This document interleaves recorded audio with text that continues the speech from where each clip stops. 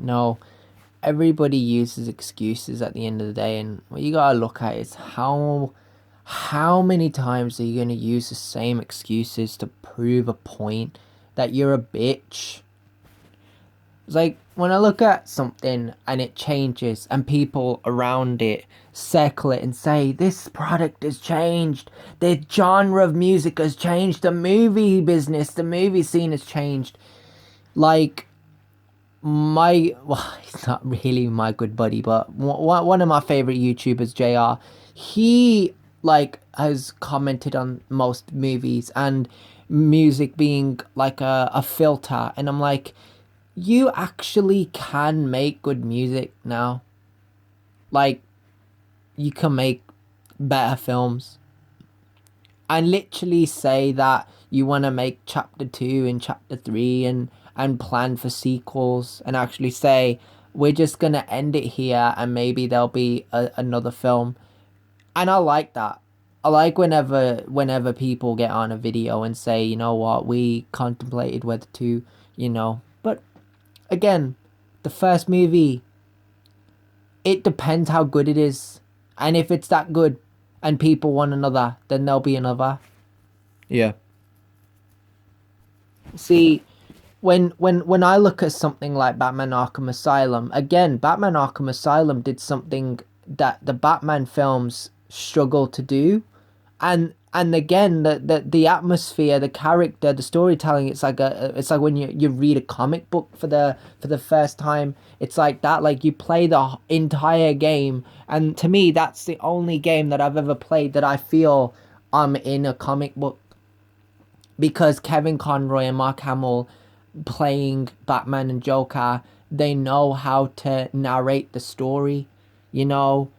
And the problem with Batman films is Batman films are really hard to make. And it's not me disrespecting the franchise or the characters or the actors that have played it, right? Most of the films have been that good, but their only focus has only ever been between two characters. With Arkham Asylum, it's different because it's the first game in the series Rocksteady made. Now, when you look at something like Arkham City improved by including Penguin and Two-Face, but that wasn't the case because, again, you have the main protagonist of the story, the Joker, back for round 2, and he's taken the main plot of the story.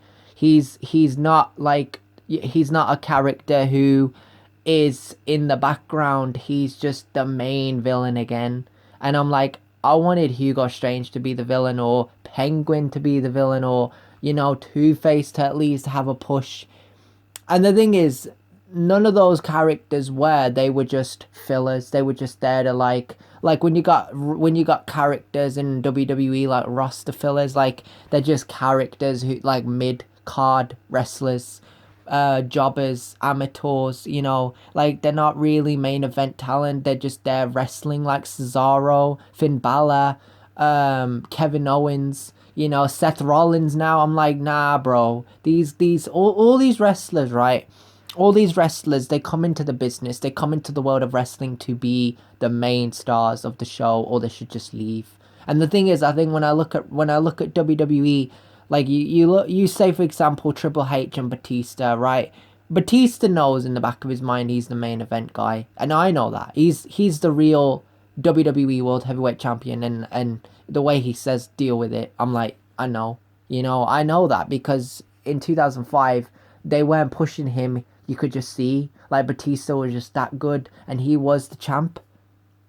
You know what I mean? That's something now this generation don't see a lot of. Like, you can't look at a champion and say that's the gold and everybody wants it, because nobody wants it. Nobody's fighting for it. If I was in that situation and I saw if the world heavyweight title was there, I would be like, I want that. That should be mine, and I would work for it. But the difference between this generation now is people, they just look at it and they just want to have it on their wall, and that could never be me. Like, I'd rather it be around my waist, around my shoulder, you know what I mean? I want that gold, you know what I mean? And the thing is, with Batista, nobody realizes that he was the real champion of the story, and he fought really hard to work for it too.